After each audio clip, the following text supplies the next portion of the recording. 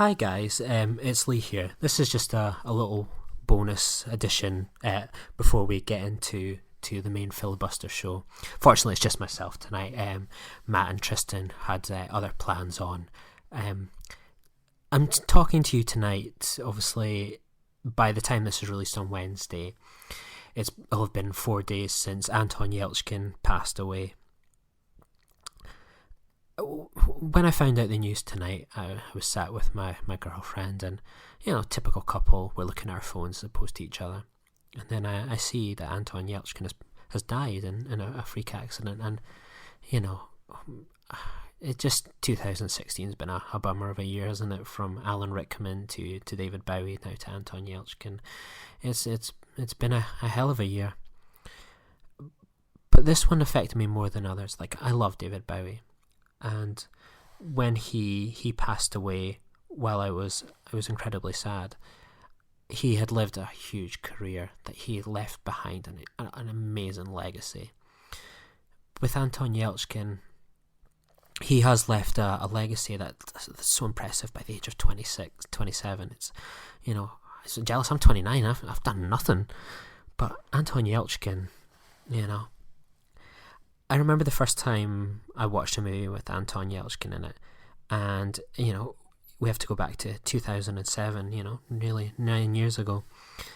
Charlie Bartlett was a movie that really enjoyed. It was this kind of rebel without a cause, this neurotic student that's selling like prescription drugs to teachers, and Robert Downey. And it was one of these movies I thought, wow, this is really good. Who is this guy? He had so much energy and youth and excitement about him, and I was like, he's one for the future. And obviously, being the huge Star Trek fan I am, that when he was cast as Chekhov, I was like, this is amazing. That for a lot of people, like the cast of Star Trek, the 2009 film, were like, who are these people? We'll have to check them out. For me, I was like, Anton Yelchin, you cannot believe how great this casting is. And he was brilliant in it. He stole the show. I remembered my friend at the time, we were watching it, and like she fell in love with him. He had that energy and excitement about him. Like, everyone loved Anton Yelchin. Like, and in a way, Chekhov summed him up, that he had this youth, he had this bubbly face. He was a beautiful, beautiful man. He was so charming, exciting. You almost felt like this was the friend you wanted in your life. That you'd love to spend some time with someone like him. And then a few years later, we'll exclude Terminator Salvation, and I thought he was quite good in that, actually. Like Crazy, this really nice British movie where Anton Yelchin falls in love with this American, and visa issues, so they have a long distance relationship. And it was one of the, it's a really honest and lovely movie about young love, the pressures, the stresses and strains about making it work long distance. And he was showing so many brilliant traits. And then, over the years, like Fright Night, which is a movie which surprised me by how much I enjoyed it. He was excellent in that he was picking some really good choices that people talk about. Odd Thomas, it's a movie I've yet to see, but I'm going to check it out this week. And I've heard so many wonderful reviews about that. And when Into Darkness came out in 2013, obviously Anton Yelchin was one of my favourite aspects of '09, and it's a bit shortchanged. But I was happy to even get a little bit of him. That he was such a joy to be around. Him being there made you feel happy. That I'd love to have served on a crew with him. Then we got Only Lovers Left Alive, which is a brilliant Jim Jarmusch film about vampires with Tom Hiddleston, Tilda Swinton, Mia Wachowski, and Anton Yelchin. It was so good in that. And then, only just this year, one of the best reviewed films from people like myself that follow the indie movie circuit, Green Room. What a performance that was, where he plays the leader of this punk rock band, and he was that youthful face that we love in 2009, that those little cheeks that you wanted to kind of touch, that that youthful face, that kind of bum fluffy face that he had. He was growing into his face, that as you do as you get into your late 20s, and he was so good in Green Room. And that fact that this is his kind of last movie, it's almost like when you see his performance as this punk rock singer, he's facing off against Patrick Stewart, who's this neo-Nazi.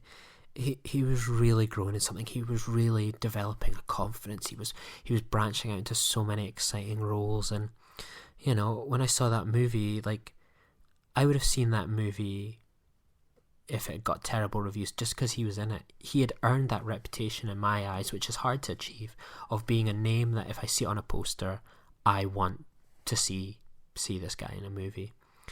And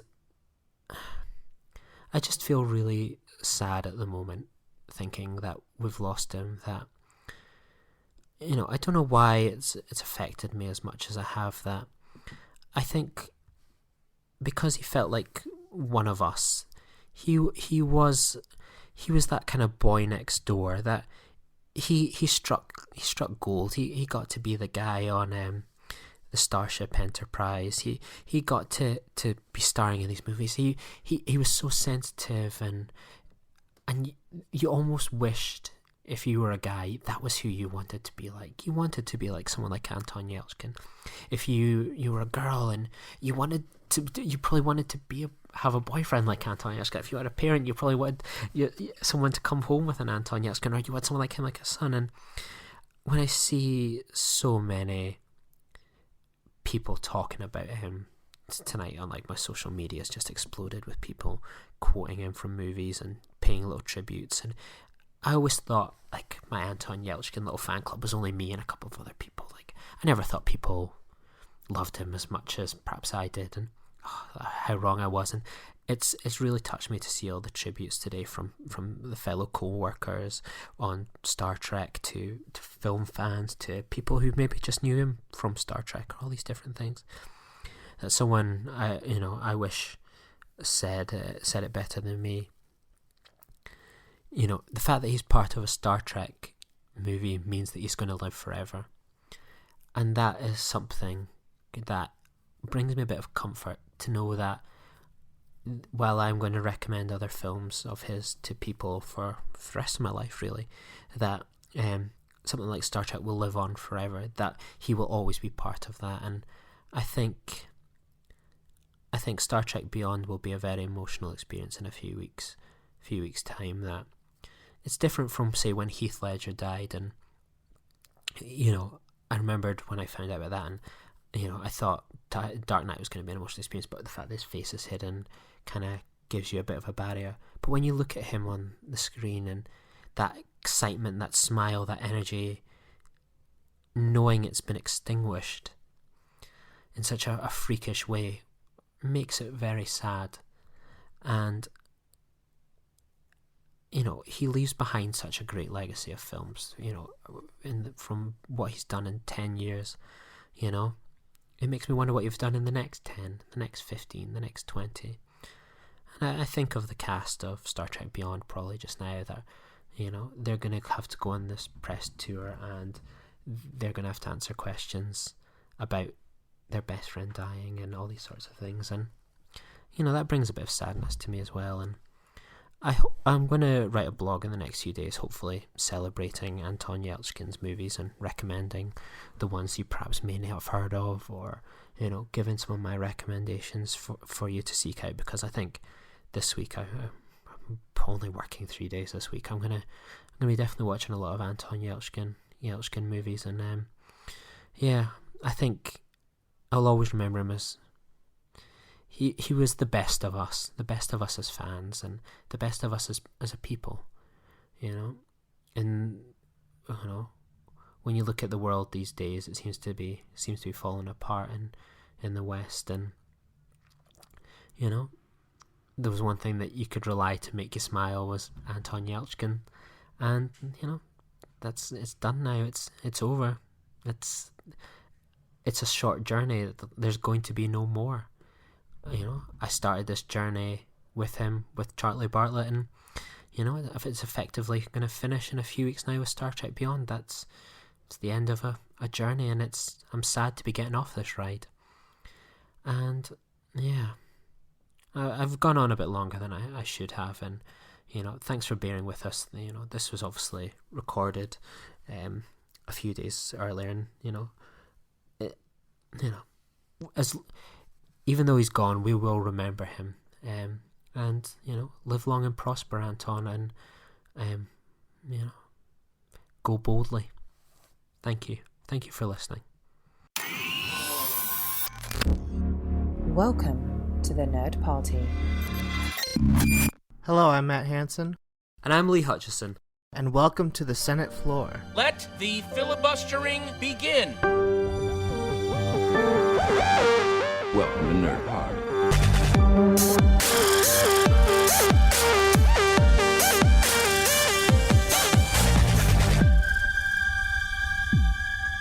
So today, as it's no doubt caught everyone this week, this month is Pride Month, and while here at the Nerd Party we like to talk about geeky culture and geeky events, a lot of the time culture influences art and art influences culture. So it felt like a good time to stop and take a kind of moment to think about how is LGBT issues reflected in movies today, or not reflected in movies today.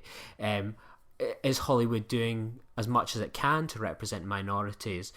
Is independent cinema perhaps the place that's exploring it best? So me and Matt thought we'd have a chat, just see where things go and talk about the issues that perhaps are reflected in Hollywood, because as I say, won't have missed anyone in the past few months that minorities, whether it's lesbian, gay, transgender, Asian, black, have all taken issue with Hollywood. Are they doing enough? Are they whitewashing? Is every movie franchise just going to be white hetero males? Should movies be recast, say James Bond becoming a female lesbian?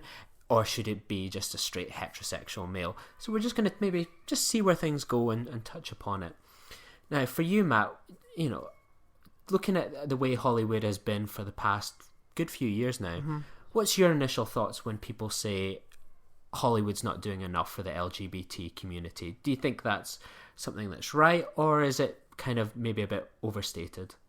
It's hard to say, because Tristan and I have had this conversation kind of on mic and off mic in our private conversations, where there's a lot of uproar these days about representation in films, and sometimes I think that people, in my opinion, are taking things a little too sensitively and prejudging something before it even comes out these days.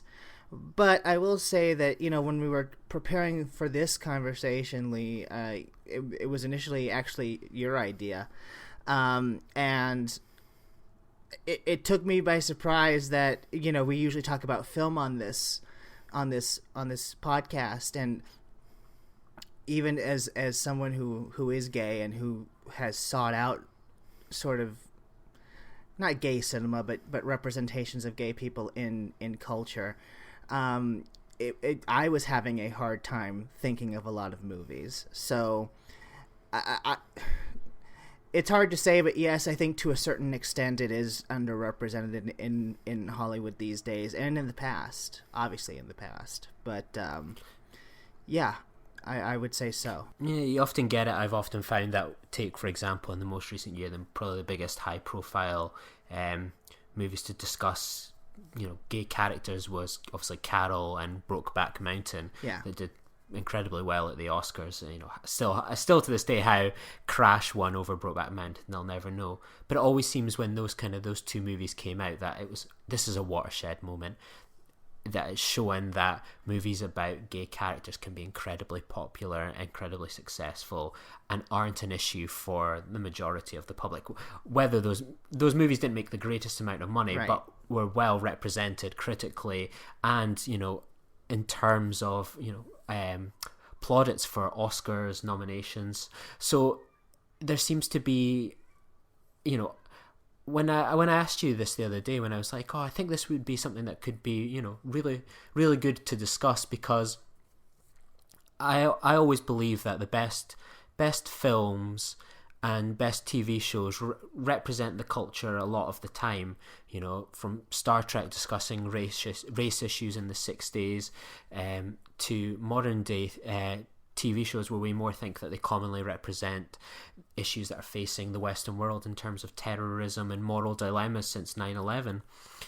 And when you said, I'm really struggling here to think of some movies and characters, and I thought for some people that would be, wow, that's killed the conversation potentially dead. There's nothing we can discuss.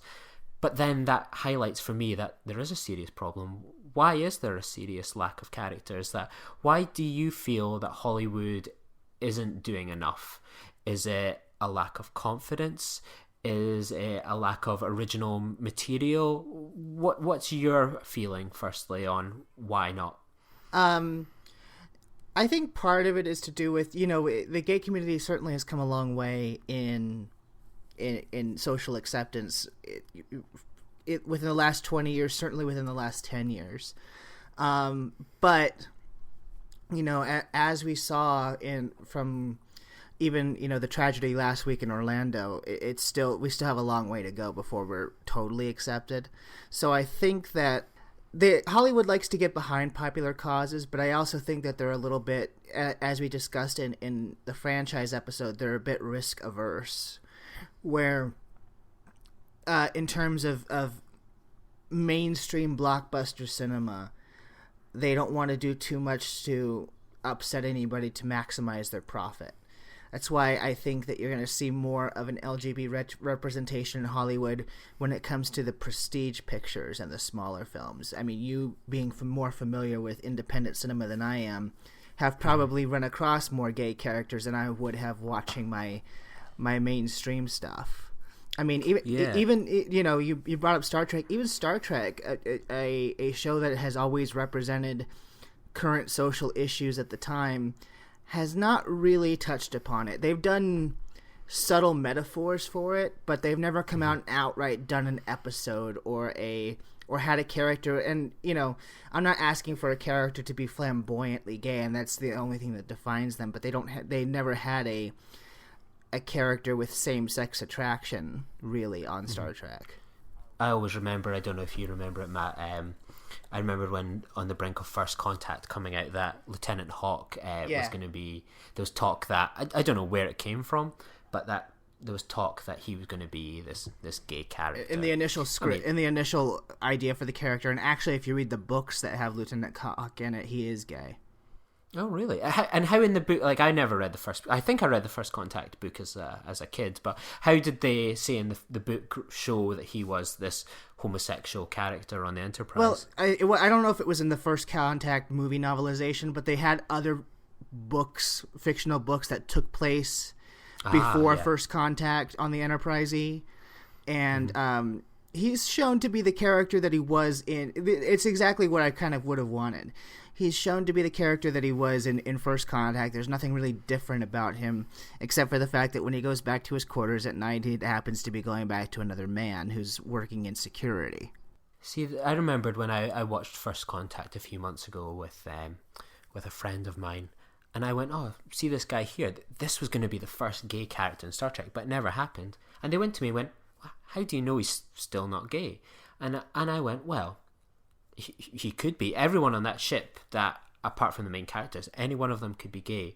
But it's really just lip service. If you just say, as after the fact they went, oh, this character in the background, see him, he's actually gay, but you don't really make any use of it, then it really is an almost waste of time. You can have it as your headcanon, but you don't really make a statement or a point by just saying it after the fact. That you don't get plaudits for saying, oh, this is a gay character, but not actually doing anything with it and actually not using it as a representation. You're really just, there's nothing out of it. Right, and I think that there's this misconception that there's like this all or nothing mentality. Like I said, if that there's a gay character, you must highlight their gayness. And I'm not saying that necessarily. I'm just saying, like, do what they did with Hawk in the book. It just happens to be a part of his character. There wasn't like an episode centered around it. He wasn't being persecuted. He was just treated like everybody else. He just happened to be homosexual. Yeah, that's the Gene Roddenberry future, really, isn't it? That you've got a character that's accepted, just like a Klingon on the bridge. It's not a big deal. There may be episodes where it addresses it and discusses it and elaborates upon it, but that, for the most part, it's just something that's there. It's just part of the character. As much as Picard enjoys reading a book, this guy's, a homosexual. It's no big deal. It's just part of what informs the character. for me, when I think of why there's underrepresentation, I think part of me is a bit more concerned for the future thinking about it over the course of this week, because I think of you're right that it is more independent movies that seem to represent it, to really devote entire movies to talking about gay experiences, whether they're positive, negative, people that are struggling with sexuality and relationships. And I fear that, I think in terms of Hollywood, I have a feeling it might get a little worse. I think that with Hollywood at the moment, you're spot on. It's so risk averse that everything's almost by committee, that you've got to try and get as many people into the cinema as possible. And while America is a very divided country in places for views on LGBT rights, I mean, we only have to look at conversations that have been happening in the political arena in the past few months during this election cycle to know it's sadly still a huge issue. Certainly in the past week. Yeah, and we'll definitely touch upon that. And for me, I worry that we've recently seen that China's investing more and more in Hollywood cinema. And China is one of the most conservative countries really in the world. If they're investing all this money in, say, Transformers, the new Paramount franchise, whatever that is, all these different studios, do you really think they're going to put characters that would divide a Chinese market? Because we only need to look at just now that how big the Chinese market is. Jurassic World made a killing in China. Yeah. Warcraft, which hasn't really set the flames alight here in the West, is like one of the most popular movies of all time there. Right. And something like I think the highest grossing movie ever in China is Furious 7 still. Mm-hmm. And while that is a diverse movie, in terms of like LGBT issues, that's something that is not part of the Chinese culture in a positive way. Yeah, I would say Furious, it's a diverse movie, but it's not exactly pushing any boundaries. You just happen to have, some Hispanic actors, some African American actors, but that's about the extent of that. You know what I mean? And for me, I worry that influence that while America and the West is largely acceptant and tolerant of gays for the most part, it's hard to, there are huge areas where there's problems, but I think Hollywood itself would be more accepting to gay characters, to transgender characters, all these different minorities. But now I worry that this Chinese influence could be, with the politics of the Chinese government that are investing so much money, and now the reliance on making money, because it's getting harder and harder for, we may think that Captain America, Batman, all these movies make $1 billion, hundreds and hundreds of millions, but that's not really without the kind of the Far East market really taking it over, because they're not making money on cinemas as much now. It's more kind of maybe the home release. So now the cinema market is more dictated by the East, and movies will start going through those things, whether it's films shooting abroad. Was it Transformers shot in China? Yeah, Transformers shot in China. People are trying to find ways to integrate China into cinemas now, into movies now, hoping that it will make more money. I mean, there was a whole subplot to Iron Man 3 that was shot only for China. Oh, really? I never knew that. But things like that concern me. So while I think Hollywood is in a position that they can do more, I now worry about the outside influence, that they're not just thinking about the American market, the West market now, that they've now got to think about a hugely more conservative market when they're making these big Hollywood films, and it's going to be harder and harder to perhaps get that LGBT representation within movies, and that is a pause for thought, I think. Yeah, you know what? I until you mentioned it, and it makes complete sense now, I never considered the Chinese influence in representation in Hollywood, because you're absolutely right. For a state that supposedly believes in communism, which in my mind is a really radical thought. Like that's not conservatism at all. They are a very conservative country. So, yeah, and with them being, I think they stand right now as they're the second biggest market for movies in the world, behind the U.S. And that divide between number one and number two is growing shorter. So yeah, I never thought that was a possible source, but it makes complete sense.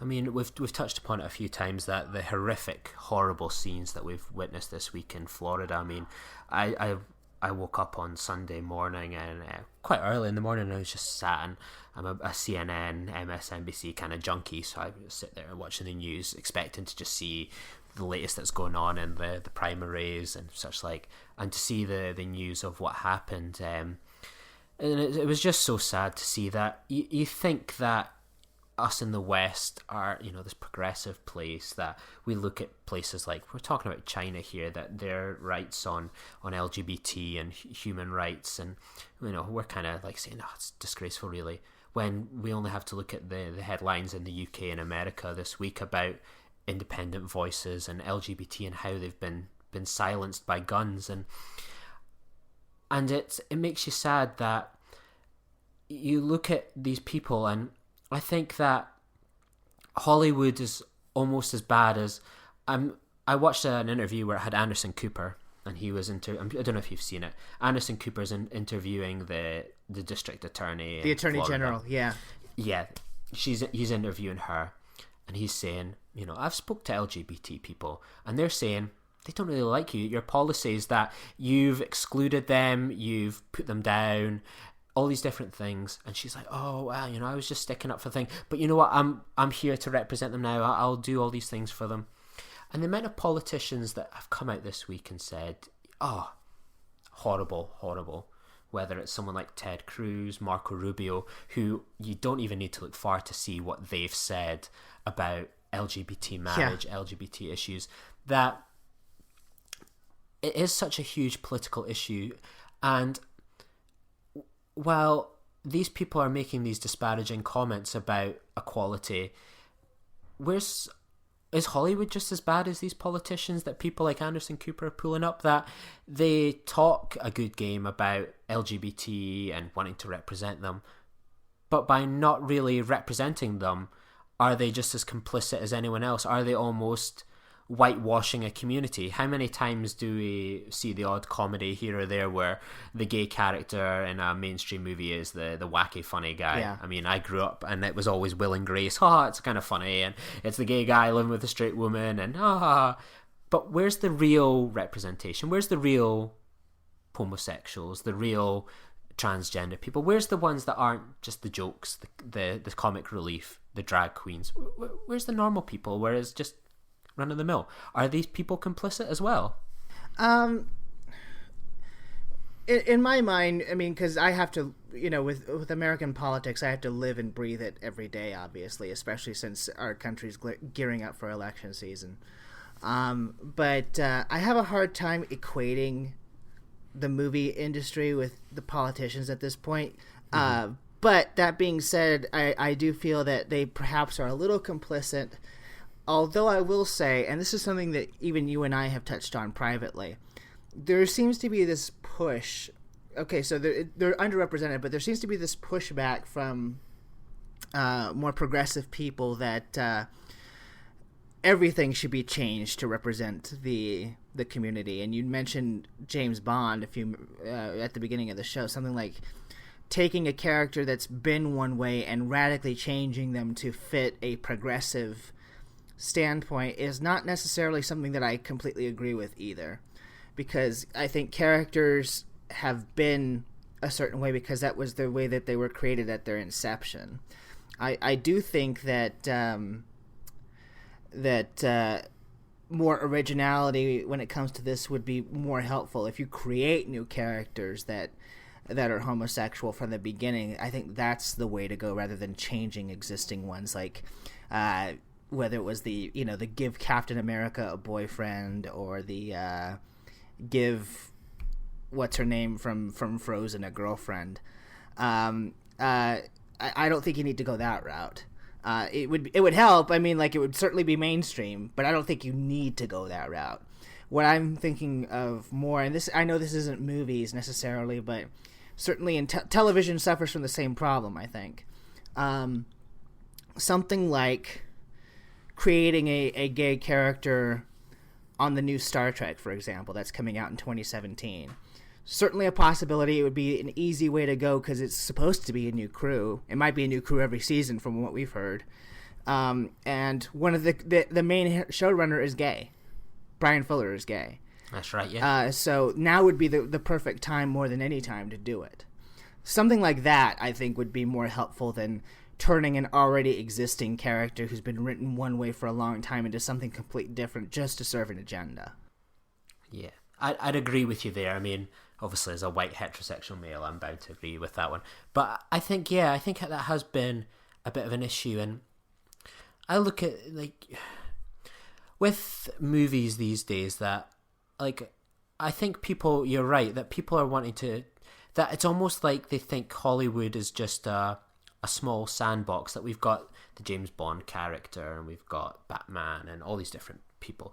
And you know what? We can't deny these characters are mostly white heterosexual males. Sure.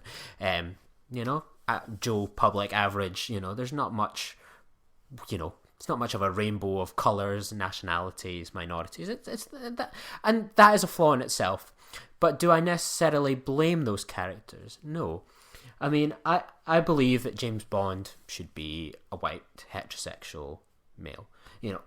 If he was turned into a black actor, I really wouldn't have much of an issue. Neither would I. As long as it was the appropriate one. I don't believe in the Idris Elba thing. I think that's kind of a bandwagon that people have jumped on without kind of really thinking, is he appropriate? Because he's far too old. I was going to say he's a little too old at this point. But I firmly believe is that we need more making new characters. And it is hard to make a franchise straight from scratch. It helps having a pre-market already built in. But I think that's what we need is new characters, is new, fresh people that people can look up to. Or the thing is that, like I said with the Star Trek thing, don't create a new franchise, but introduce a new character within a pre-existing already big franchise that can be gay. Absolutely. That I think that's what's needed is introducing these characters. And people talk about, say, Bond, for example. Bond, while he is a whitehead, things change around him. That his attitude, if we look back at the 60s, he is almost raping women. Yeah. But now it's a more progressive Bond environment. So I believe that creating new characters is good, because even from my point of view, I would be so bored if I just saw, okay, we've now got the gay Bond, we've then got the Hispanic Captain America, all these different things. I want to see those kinds of characters represented in new franchises, new stories, new adventures. I don't want to be just tuning in every few years to see Captain America given a facelift and a cosmetic kind of change. I want to see the new characters, the new blood. I want to see kids growing up that, like we have Miles Morales there in Spider-Man. And I think with the Spider-Man that's just come out, I think there was a good case to make for Miles Morales perhaps being introduced. Yeah, and I think that even though that didn't happen, I'm willing to bet, because Disney's been kind of the leader of the franchises at this point, I'm willing to bet that that's somewhere down the pipeline for them. Yeah. Because I think that with Spider-Man, given how popular the character is, they're playing the long game, where once Tom Holland, once they can't either afford him or once he ages out of the role, they're going to give it to somebody else. Yeah, like I totally get why they picked Spider-Man, and beyond, like I would do the same if I'd spent all that money negotiating. I want Peter Parker on screen. I want the immediate reaction. Plus, it would be a chance for them, because they never controlled the character in film before, to finally put their stamp as, no, forget those other two. This is the definitive version of Peter Parker. Exactly, and as we know better than anyone, Marvel loved the long game. So I agree with you. I think there would definitely be something in the pipeline that, like, when I look back as like a kid, and I feel that like the new characters and people that, it is hard to get that kind of break. When I was like a kid, there really wasn't much gay characters really on the screen. That from what I watched religiously, you had, Frasier was a great show for using gay characters, that it was perfectly normal part of the scene. It had fun with gay stereotypes, but it was never from a sinister place. It was, that these characters were, you wouldn't be surprised at times if they were gay, and pretty much the entire cast of that show, bar Kelsey Grammer, male-wise, were gay. And I think that was always a show where I saw homosexuals represented really well. I always remember Patrick Stewart. Yeah, I was gonna say, if you want a good one, great. watch the Patrick Stewart episode. Yeah, Big Billy's. And I always think one of the ones I always remember as a kid, and I remember it was such a huge deal, was the Tara and Willow storyline in season 4 of Buffy. I don't know if you were ever a Buffy fan. My dad was, so yeah. I remember that being a big deal, like reading it in like the magazines, like, oh, they're going to have a gay character, Willow's going to go gay, and you're like, oh, and I really liked Oz, but then Oz had left, and then Tara came in. Here's the interesting thing, because you bring that up. I think because... I hate to put it this way because it sounds like I'm being insensitive, but if you think about it, because most of the decisions are made by heterosexual men in Hollywood, although there's a female representation slowly climbing up, but because most of the decisions are made by them, I think it's easier for a lesbian relationship to be represented in mainstream, because, I hate to say it, but for some people that's more titillating. Yes, you're true, isn't it? Like, oh yeah, like a threesome, it's got to be 2 girls, and that joke is probably true. People will tune in to see probably a lesbian kiss as opposed to a gay kiss. That there's a soap opera here in the UK, Brookside, set in Liverpool, and it was like, it got big attention. It was like the first ever lesbian kiss. It wasn't the first ever gay kiss. I never really thought of it kind of like that. But yeah, you're right. It is easier to say it's 2 girls getting it on. Tune in this Thursday on the WB. Definitely, yeah. Yeah, if it's 2 attractive women, then I foresee less of a problem than if it was 2 men. Because I think there's a bigger, in my opinion, there's a bigger stigma with it when it's 2 men. Yeah, that, in terms of like, even you look at the politics of it all, that. There's obviously the issue of bathrooms in America, and I mean, you look at people and they're talking about how, okay, so you've got a transgender person going into the bathroom, and it's always portrayed as it's the men, like a man's gonna go into your bathroom and they're gonna, they can do things to your kids. That it's always portrayed as the men. It's never that, it's never the lesbians are the danger. It's always the gay men that kind of seem to get demonized. The transgender men that identify as women, that even though they're not classing themselves as women, they're still getting tarred with the brush that they are males, they're sex offenders, they're potentially pedophiles. It's ridiculous, really. And that's not to say, like, I'm not standing up here and saying lesbians have it easier than I do, because not at all. We're all in this together, the struggle for equality. I'm just saying that they're more likely to be represented. But even that, is that true representation, or is that just, white, heterosexual man having a bit of a fantasy played out on screen? When you think about it, really, is that so much better? I think you definitely make a good point. I would say, in terms of Joss Whedon, I think he's off the hook, but I'm just saying. Like you look at his career and he has credibility in bucket loads in my eyes for... What I would put the figure at more is not so much like someone like Joss Whedon, who I know is a good guy. Mm-hmm. I'm talking about like the executive at the WB who said, "Oh yeah, let's put that on." Who gave it the go ahead. Yeah, definitely. That's a really good point. That where do you see, like, in 5 years' time? That where do you think that? Do you think we are going to have better representation of... Well, we've obviously just said it's maybe more acceptable for lesbian characters to be represented. Do you think that in a few years' time we'll get that more homosexual male representation in movies, out with perhaps the comedy character, that it's going to get properly represented?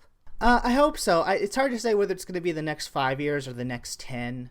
I think it's going to happen soon. But I think it's always been, when it comes to minority representation in Hollywood, it's always been a long process. I mean, the minority, different ethnic minority, it's still not perfect, but it's come a long way in the last, century. Where, take African Americans, for example. That was a long process for them.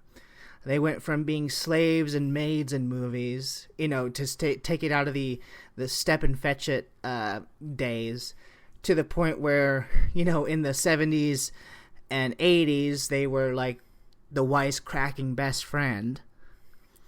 And nowadays, I mean, like I said, it's not perfect, but you have films like Furious 7 or even something like Straight Outta Compton, where, stuff like that would not have been made, I think, back in the 70s unless it was blaxploitation. So, it's a process, but they're getting there. So, and I think, with LGBT being a newer issue, quote unquote, than ethnic minority representation, we got a ways to go, but I think that the culture that we live in today is going to push the process along a lot further. So I'd say, I hope, within the next decade, there'll be more representation. And even then, we've had our milestones. I mean, you brought up Will and Grace, and yes, I get that it's a stereotype, and it's going for more wacky comedy, but that was still a huge step forward. Because it was big at the time, wasn't it? Because you never saw a series centered around someone who wasn't straight. It comes in baby steps. They went from being gay people went from being the seedy character in 70s dramas to kind of having a bigger impact on television. And then you got Ellen DeGeneres had her sitcom where she came out on air. That was a huge deal. I remember that actually really well in the 90s. I mean, and that was huge. And she got backlash for that, but it was an important step because I don't think there would have been a Will and Grace had that not happened, because that came after. No. And you got more and more slowly things started to happen. So it's a long drawn out process, but I think that we're getting there. I think things will get better. Absolutely, and that's what you hope for. That I think movie culture, I hope is influenced by events that we've seen in the past week. That it's okay to put as a hashtag on, the internet, like, we are all Orlando, we're all, like these politicians that say they stand with the gay community. But like, Hollywood needs to represent it more. It's okay to give it lip service and say these things, but if you don't back it up, then it's just another false promise, just like a politician. That you need to put the money, you need to invest it.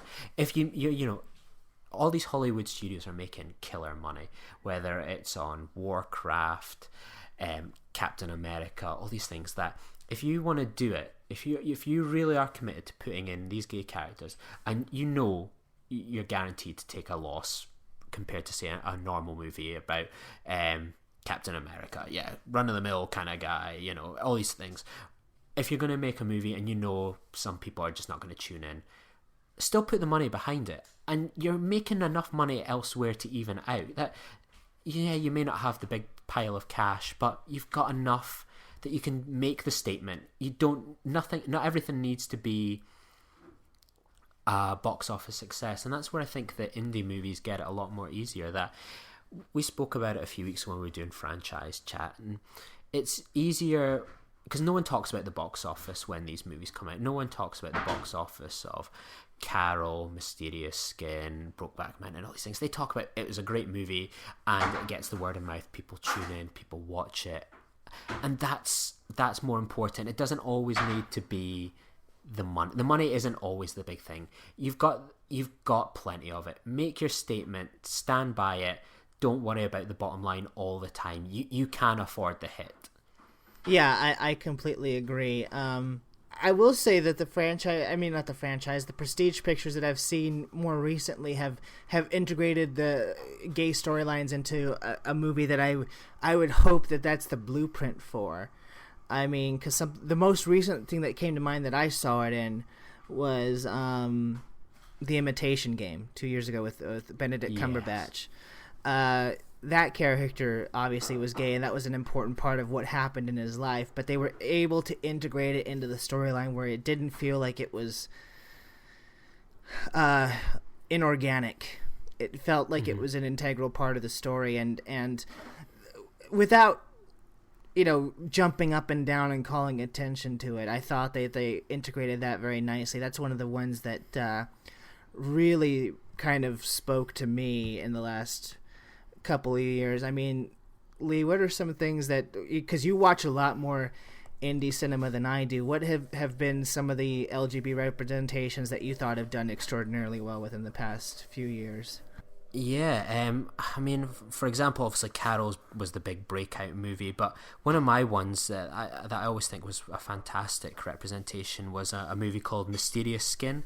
Came out in 2004 with Joseph Gordon-Levitt and Brandy Corbett, I think his name was.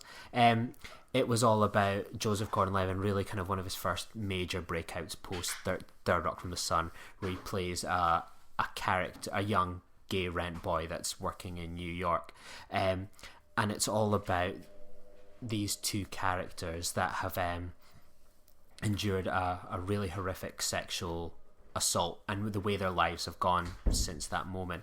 And Joseph Gordon-Levitt as this proud and gay man, and this other character that's really in denial about what happened to him, and almost in a way of discovering his sexuality. And I mean, it's a very powerful movie, very underrated in my eyes. I think Tangerine, the LA movie that was out a few years ago, I think was excellent as well. Blue is the warmest color. I forgot about that. Adele. I can't pronounce it properly. I'm not going to risk it.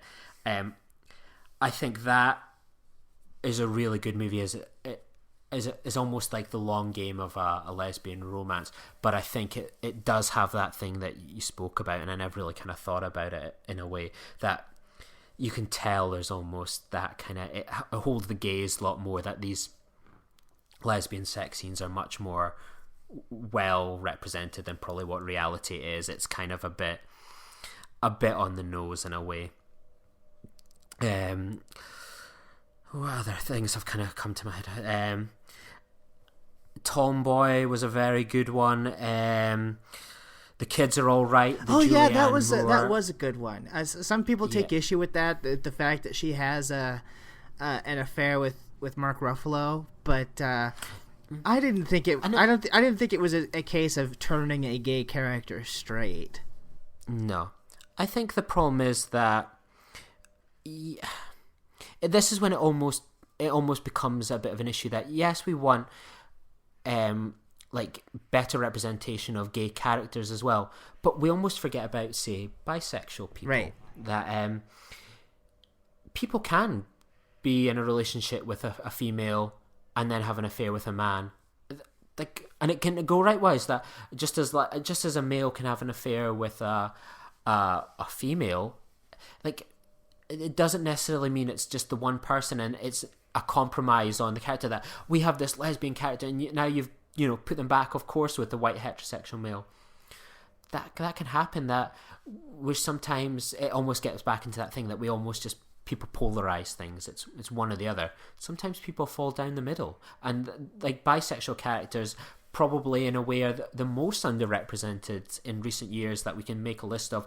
Gay characters, both female and male, but how many properly bisexual characters? Not just someone going, oh, I was straight but now I've realised I'm gay. Like proper bisexual that flirt between the two sexualities.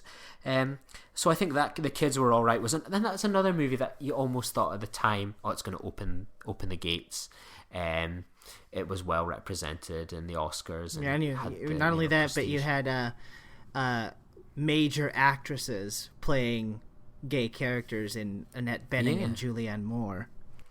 Exactly, and it was fantastic. It was I thought, relatively a very realistic movie. You looked at it and thought it wasn't overly dramatic and over the top. I think it really was an excellent portrayal. What about yourself, Matt? Any movies that you've seen or things that have kind of always stuck with you that's represented the gay community or gay characters? Mostly, like I said, the big one for me was Imitation Game. That struck me in a year where I was not expecting to take to that movie as much as I did, but I really felt a connection with that film. Mostly because I wasn't as socially awkward as Alan Turing was portrayed in that film, but I certainly was socially awkward growing up. So I really found myself connecting with that film. I have seen Mysterious Skin, actually, because I had heard someone had turned me on to that film, and they certainly don't shy away from the sex scenes in that film. But it is very independent cinema. But it was good. I did enjoy that. See, it's hard to say because I don't get to watch as much indie cinema as you do. I loved The Kids Are Alright. I think for me, just because, in my opinion, because I have a lot of friends who are gay. I've gone to nightclubs and all that sort of stuff. I've been to drag shows. Sometimes I think it's important. And it's actually okay to, as we are looking for better representation in the Hollywood cinema, and certainly it's warranted. I think we could go for more downplayed representation in terms of wackiness. But sometimes I feel it's okay to be wacky, and it's okay to acknowledge that there is a stereotype. And I think that we as a community needed to stop and be able to laugh at ourselves a little bit, because everybody else does it. Why not us? So, yeah. I mean, one of the things that me and my friends love to watch, because it's always on Netflix and we always have a good time and quote and everything, is The Birdcage. Oh yeah, from '96, and like I said, that is played for more wackiness, and but when you think about it, it came out in the mid '90s. Which, and I think the year it came out was actually the year they passed the Defense of Marriage Act here in America. So it was a hot button issue at the time. So the fact that there was a mainstream movie with gay male characters in it that were played by, prestigious actors was a big deal. It was a big deal. And yeah, like I said, it's played more for laughs, but those stereotypes do exist, and they certainly do. I mean, I joke about it that I've got friends that are gay, lesbian. I work professionally with people that are asexual, trans. I've done some professional work with someone that was dealing with coming out. Someone that was born female but identified as male. Like, my social and professional circle is very diverse, and I sometimes joke with my friends when we're out, because when all your friends are pretty much gay and lesbian, you end up going to these gay clubs, and I mean, I'd probably go to them more than I would what you would call the normal clubs. Actually, because I've had a few people who are straight go to them, and usually they've said that they've had a better time at the gay clubs than they. Yeah, like the music's always better. And I've had friends when I've said, come along with us and all that, and I'm like, will I be accepted there? Yeah, of course. Like, no one really cares, because at the end of the day, yeah, it's a gay club, and it's people are there to perhaps meet people of the same sex, as the same as heterosexuals look to meet people in clubs. Besides, ultimately, I would say too that even though you don't even necessarily need to be gay to go, if you're a man, but if you just want to feel good about yourself, go. And if you're a straight man, go to the gay club. You'll probably have a good time, and you'll probably get told that you're an attractive person. So get an ego boost. Exactly. I always remember that.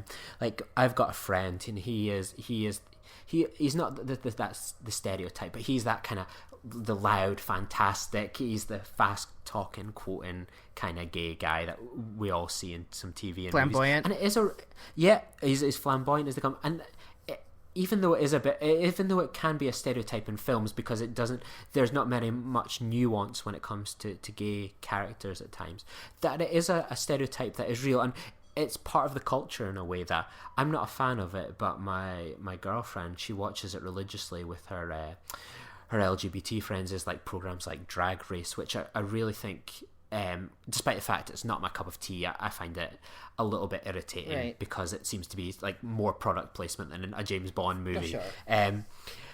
I think things like that do help as well, that they give people like an avenue, that drag queens and all these different people that when I grew up, it was like kind of a funny thing that you would see in Europe, that you would go abroad and you would see, oh, look, it's the drag queen bar. Oh, look, it's a guy dressed as a woman. And it's kind of funny.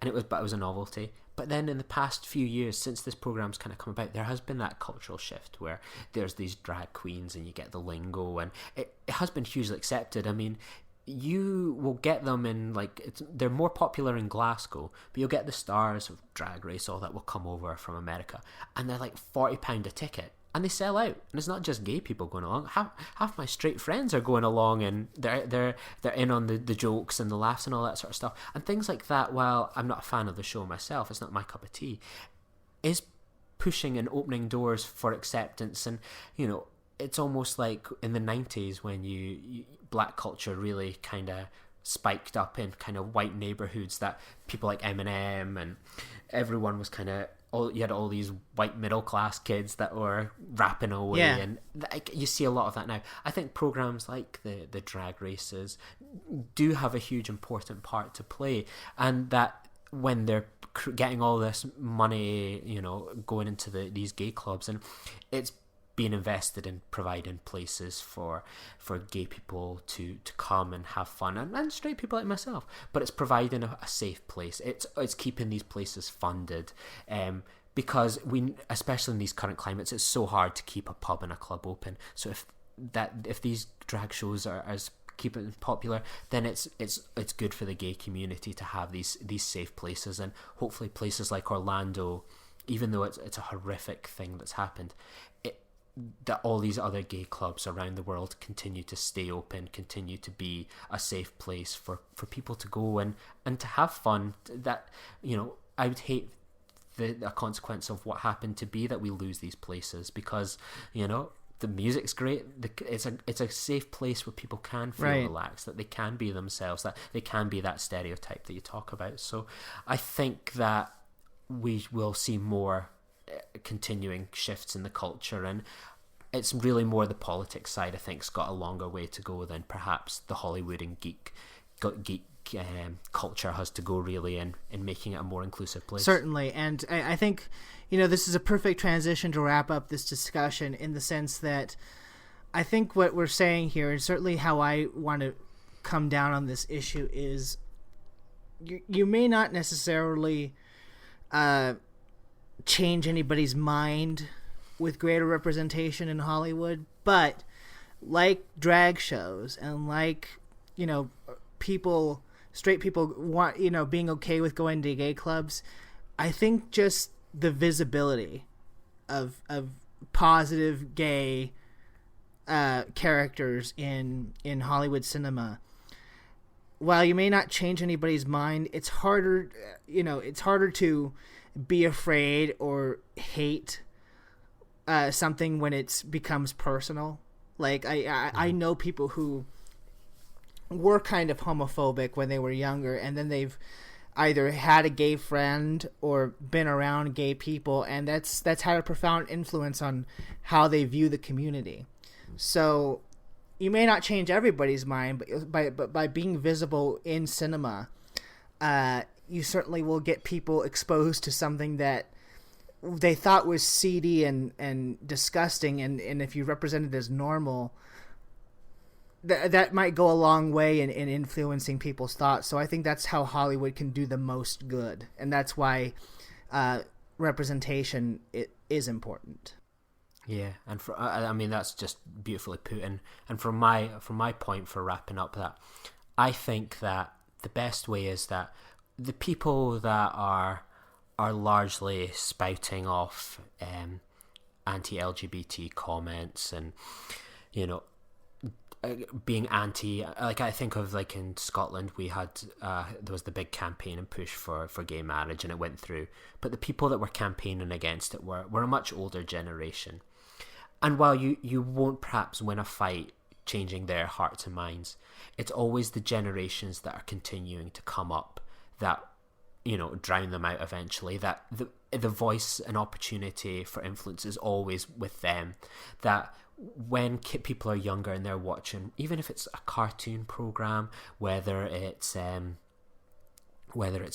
program when they're teenagers like Buffy, or when they become in their 20s and having these kind of independent movies, and hopefully larger movies where there is gay and lesbian representation, that they grow up and they see these things as just normal. That's just the way it is, that John being gay is just the same as Kathy being straight in a movie. That representation is normal. It's not a big deal. There are episodes that perhaps talk about it, but that's the same as heterosexual relationships. It's there will always be time to focus on it, but it's always going to be about influences those minds. That when you look at things like the politics of the UK, America, all that, the youth of today is so invigorated to make sure that people have that equality, that people are integrated, that they do believe in the rainbow atmosphere, that things like Twitter have brought together, communities that where someone would have been perhaps one of the few gays in their village or town now has a whole community that they can access, that people now perhaps know someone that's gay and lesbian thanks to things like Twitter, Facebook, the online community, that there's forums as well. Let's make sure that we are also catching up with Hollywood. Hollywood is catching up with all this internet thing that's making the world a smaller place for people. Let's make sure that it's not just Hollywood that representation is not going to be in. And I think hopefully in a few years' time, if we're still doing this podcast, that we're going to be talking about a whole bunch of different movies, that we're not just going to be talking about perhaps Captain America. We're going to be talking about Captain America and this new gay character that's in the movie. We're going to be talking about this new big franchise that's kicked off with a gay character, and I believe that will happen. I hope it does. So we'll certainly find out in the next few years, but let's just hope that the lives of people that have been lost, aren't lost in the rain, that the fight continues to go on and people think twice. Is money always the most important factor? Is appeasing certain markets always the right thing? Go with your heart. Go with what people surround you. These people deserve everything as much as anyone else does. Right, and we certainly got your back here at the Nerd Party, and this was a great discussion. We got a lot out of this, and I feel like we've had a good time talking to you. So we want to hear your thoughts on this for sure. And there are a number of ways to contact us. You, of course, can reach us on our Facebook page whenever we post these new episodes. And then me and Lee are personally on Twitter. I'm at mhanson0207, and Lee, I'm at Lee_Nostromo, and you can find us on at Join Nerd Party on Twitter as well. We've also got 2 other podcasts on the go. There's obviously the Senate Floor with you and Tristan. You do your lists. We've got the Jedi Masters. Obviously Star Wars. There's some talk that there could be a gay character in the future there. Maybe that'll be something that'll come up on their show. And let's not forget about Nerd Nuptial.